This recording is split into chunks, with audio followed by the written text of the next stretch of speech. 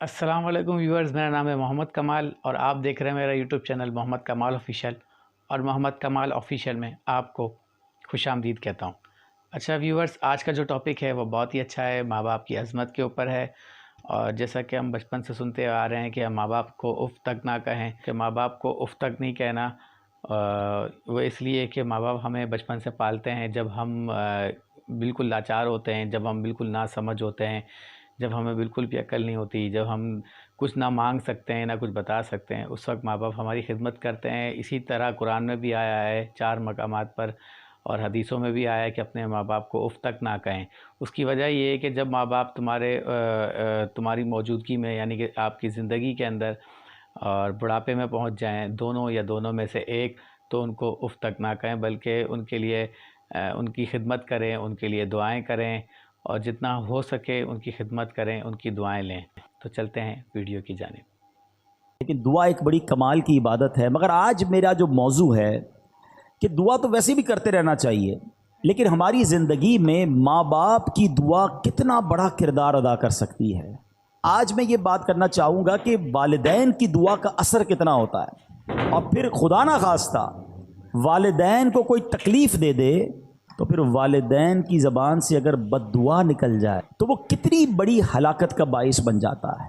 तो आज तवज्जो के साथ आपने इस बयान को सुनना है ताकि इंशाअल्लाह मुझसे बहुत कुछ सीख सकें। आज इंशाअल्लाह हम मुख्तसर वक्त में माँ बाप की दुआ का हम पर क्या असर हो सकता है, और बुज़ुर्गों के कुछ वाक़यात सुनेंगे जिससे हमें ये पता चले कि बुज़ुर्गाने दीन की जब दुआएँ मिली उनको, तो उन दुआओं ने उनकी ज़िंदगी में क्या असर डाल दिया, और उन्होंने अपने माँ बाप के साथ बर्ताव कैसा रखा, ताकि हम सबको इस मामले की कुछ कदर हो। हज़रत अबुल हसन खरकानी रहमतुल्लाहि तआला अलैह, बहुत बड़ा नाम है औलिया किराम में। उनके एक भाई थे, आप रहमतुल्लाहि तआला अलैह और आपके भाई में ये तय था कि एक भाई सारी रात अल्लाह पाक की इबादत करता और दूसरा माँ की खिदमत करता।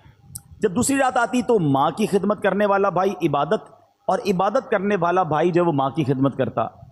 एक दिन आप रहमतुल्लाहि तआला अलैह के भाई की बारी माँ की खिदमत करने की थी, तो आपके भाई ने कहा अगर आज आप माँ की खिदमत कर लें और मैं इबादत कर लूँ, तो आपने इजाज़त दे दी कि ठीक है तुम इबादत कर लो, मैं माँ की खिदमत कर लेता हूँ। और ख़ुद माँ की खिदमत में मशगूल हो गए। आपके भाई ने जूँ ही इबादत की तो गैबी आवाज़ सुनाई दी, हमने तुम्हारे भाई के साथ तुम्हें भी उसके तुफ़ैल बख्श दिया है। ये सुनकर उन्हें बड़ी हैरत हुई कि या अल्लाह, मैं तो तेरी इबादत कर रहा हूँ, भाई तो माँ की खिदमत कर रहा है, और इरशाद क्या हुआ कि उसके तुफ़ैल, तुम्हारे भाई के तुफ़ैल तुम्हें बख्श दिया गया। तो ये क्या वजह है, मेरी मग़फ़िरत उसके तुफ़ैल हो रही है। तो निदा आई कि हमें तेरी इबादत की हाजत नहीं, बल्कि मोहताज माँ की खिदमत करने वाली की इताअत हमारे लिए बाइस खुशनुदी है। हाय हाय हाय, माँ बाप की जो खिदमत है ना, वो अल्लाह की बारगाह में इतना बड़ा मर्तबा रखती है। सुभान अल्लाह सुभान अल्लाह। हज़रत उवैस करनी रदी अल्लाह तआला अन्हु, इतना बड़ा नाम है, ताबईन में सबसे अफजल ताबई उन्हें कहा जाता है, आशिकों के इमाम हैं। सुनो, एक रात आपकी वालदा आराम कर रही थी, महवे ख्वाब थी, नींद में थी। आँख खुली तो आवाज़ देकर कहा उवैस पानी पिला दो। सैयदना उवैस करनी उठे और घर के मटके में पानी ना था। मटका उठाया, अंधेरी रात में ठोकरे खाते खाते टकराते टकराते कुएं तक पहुँचे। माँ बिस्तर पर है, आप मटका उठा के कुएं की तलाश में हैं।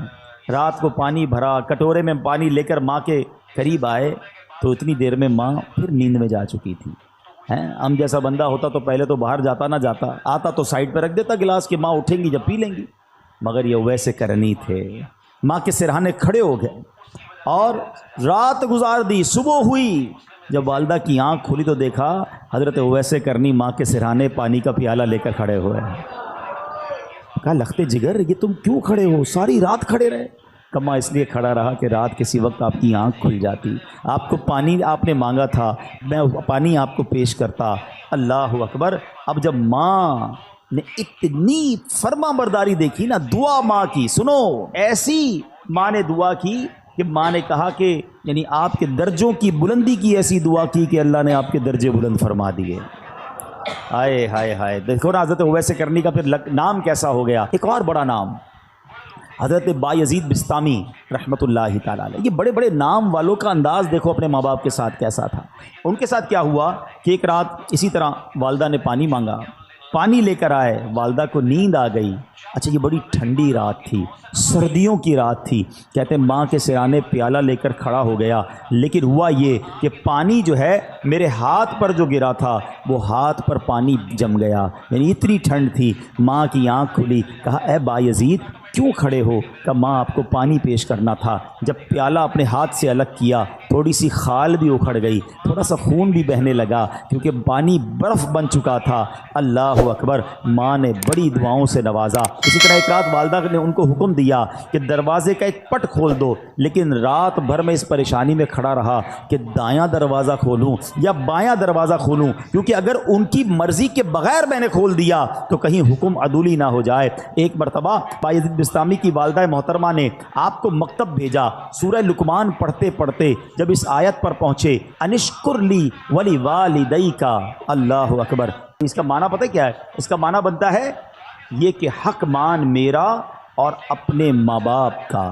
تو کہتے ہیں جب وہ آیت پڑھی تو استاد صاحب سے کہتے ہیں کہ میں ذرا والدہ سے ملنے جانا چاہتا ہوں، ڈیورنگ کلاس درجہ لگا ہوا ہے، آیت پڑھی، ترجمہ پڑھا کہ ماں کے پاس جانا ہے، درجہ چھوڑ کر ماں کے پاس آ گئے۔ اب ماں پوچھتی ہے کہ بیٹا کیوں آئے ہو؟ تو آپ کہتے ہیں کہ ماں میں نے آج قرآن پاک میں پڑھا ہے کہ ماں باپ کا حق پورا کرنا ہے، تو میری عرض یہ ہے کہ دو جگہوں پر میں خدمت نہیں کر سکتا، یا تو مجھے اللہ عز و جل سے ہمیشہ کے لیے مانگ لیجئے، اپنی خدمت میں رکھ لیں، یا اللہ کے حوالے کر دو تاکہ اس کی عبادت میں لگا رہوں۔ ماں نے فرمایا بیٹا میں تجھے اللہ عز و جل کی بارگاہ کے لیے آزاد کرتی ہوں، اپنا فرض بھی تجھے معاف کرتی ہوں، جا رب کی عبادت میں مصروف ہو جا۔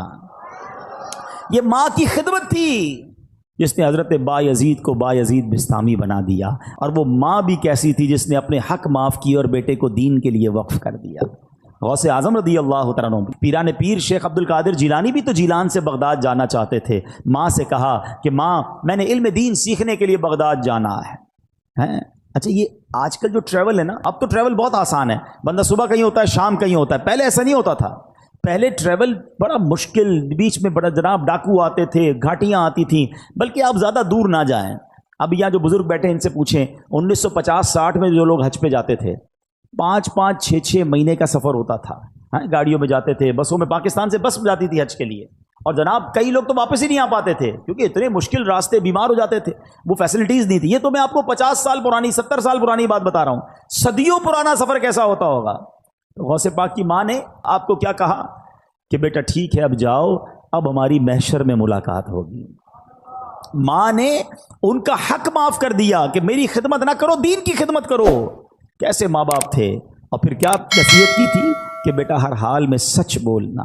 واقعہ یاد ہے نا کہ جب ڈاکوؤں نے آپ کو پکڑا اور آپ نے اپنا مال بتا دیا، اور کیوں بتایا کہ ماں سے وعدہ کیا ہے ہر حال میں سچ بولنا، مال جاتا ہے تو چلا جائے۔ وہ ڈاکوؤں کا سردار رونے لگا کہ تم ماں سے کیے ہوئے وعدے کو پورا کر رہے ہو، میں بھی اپنے ویب سے کتنے وعدے کیے، میں کیوں پورے نہیں کرتا؟ پورے ڈاکوؤں نے توبہ کر لی اور مال بھی واپس لوٹا دیا۔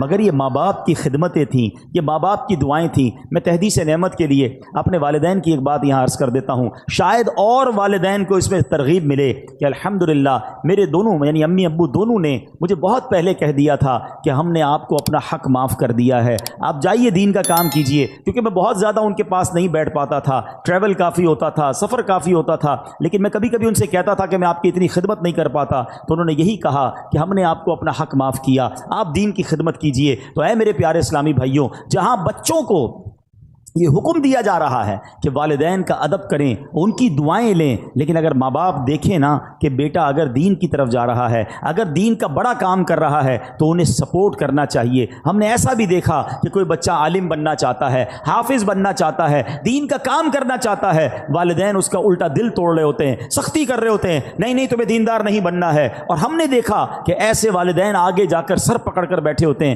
کیونکہ جب بچے کو دین سے آپ روکتے ہیں تو وہ دنیا میں ایسے غرق ہو جاتا ہے کہ بعض اوقات بری لائن میں پڑ جاتا ہے، غلط کاموں میں پڑ جاتا ہے، اور ماں باپ اس کے بعد سر پکڑ کے رو رہے ہوتے، دیندار بننا چاہتا تھا، میں نے دیندار نہ بنایا۔ دیکھو دیندار اور دنیا دار کی مثال سمجھ لو، یہ میں سب کے لیے نہیں کہتا مگر میجورٹی ایسا ہوتا ہے، ایک بار پھر ریپیٹ کر رہا ہوں، سب کو یہ لاگو نہیں ہوتا ہے مگر اکثریت پر یہ ضرور لاگو ہوتا ہے کہ جب بھی بچہ دنیا میں ترقی کرتا ہے نا، دنیا کو کوئی بڑا افسر بن جائے، دنیا میں جناب کوئی بڑی ڈگری لے لے، دنیا میں کوئی بڑا مقام لے لے، تو بعض اوقات ماں باپ ڈرتے ہیں کہ بچے کو کوئی بات بری نہ لگ جائے. بات کرتے میں ماں باپ کو ڈر لگ رہا ہوتا کیونکہ بڑا افسر بن گیا، بڑا سیٹھ بن گیا، بڑا جناب جاگیردار بن گیا، اس نے بڑی ڈگریاں لے لی ہیں. یہ ہے دنیا دار کی ترقی کا نتیجہ. اور اگر بیٹا دین میں ترقی کر جائے نا، عالم بن جائے، مفتی بن جائے، دین کا مبلغ بن جائے، تو اکثریت یہ ہوتی ہے کہ بچہ ڈرتا ہے کہ ماں باپ کو برا نہ لگ جائے. فرق ہے نا، وہ اتنا بڑا مفتی بھی ہوگا کیونکہ اس نے قرآن پڑھا ہے، اس نے حدیث پڑھی ہے کہ ماں باپ راضی ہیں تو رب راضی ہے، ماں باپ ناراض ہیں تو رب بھی ناراض ہو جائے گا. تو اس کو ماں باپ کی رضا کی فکر ہو جاتی ہے. تو کبھی اپنے بچوں کو دینداری سے دور نہ کریں. اتنے بڑے بڑے علماء کرام، اتنے بڑے بڑے مفتیان کرام، میں نے پہلے بھی یہ واقعہ کئی بار بیان کیا. حضرت امام اعظم ابو حنیفہ، آپ کروڑوں حنفیوں کے پیشوا ہیں اور وقت کے امام. اس زمانے میں بھی آپ کے علم کا شہرا تھا. آپ کی والدہ جو تھی وہ کسی مسجد کے امام صاحب کی باتیں بڑی شوق سے سنتی تھی. تو ہوا یہ کہ ایک بار ان کی والدہ نے کہا کہ جاؤ قاضی ذرا سے جو ہے نا وہ میرے لیے سوال پوچھ کے آؤ. امام اعظم خود وقت کے امام ہیں، وہ آپ کہہ سکتے تھے ماں تم مجھے کہہ رہی ہو کہ میں ایک مسجد کے امام سے مسئلہ پوچھ کے آؤں؟ میں خود سب سے بڑا مفتی ہوں، لوگ میرے اتنے بڑے بڑے تو میرے شاگرد ہیں. مگر ماں کا حکم تھا نا، ماں کو یہ نہیں کہا میں بڑا ہو گیا ہوں، ماں کو یہ نہیں کہا میرا مرتبہ بڑا ہو گیا ہے. ماں کا حکم تھا، مسجد کے امام صاحب کے پاس پہنچ گئے. امام اعظم ابو حنیفہ کہتے ہیں میری ماں نے یہ مسئلہ پوچھا، حضور جواب دیجئے. وہ امام صاحب کہتے ہیں حضور کیوں شرمندہ کر رہے ہیں، آپ وقت کے امام ہیں، آپ کو میں جواب دوں گا. کہ میری ماں نے تم سے پوچھنے کو کہا ہے. کہا اچھا ایسا کریں جواب آپ لکھ دیں، دستخط میں کر دیتا ہوں. جواب امام اعظم نے لکھا، دستخط امام صاحب نے کیا، ماں کو لے کر آئے کہ ماں یہ جواب دیا امام صاحب نے. کہا ٹھیک ہے. تھوڑے دنوں بعد ماں کہتی ہے میں خود جاؤں گی سوال پوچھنے کے لیے. اب امام اعظم نے کیا کیا، ماں سے بحث نہیں کی، ماں سے لڑائی نہیں کی. میں اتنا بڑا مفتی، اتنا بڑا امام، تم چل کر وہاں تک جاؤ گی، اتنا سفر ہم کریں گے، مجھ سے مسئلہ پوچھ لو. ادب دیکھو، یہ ہے فرق. دین میں ترقی کی تھی نا تو ادب میں بھی ترقی تھی، تعظیم میں بھی ترقی تھی. ماں کو سواری پر بٹھایا اور کوفہ کی گلیوں میں لوگوں نے دیکھا کہ وقت کا امام ماں کی سواری کی رسی پکڑ کر مسجد کے امام کے پاس مسئلہ پوچھنے جا رہا ہے.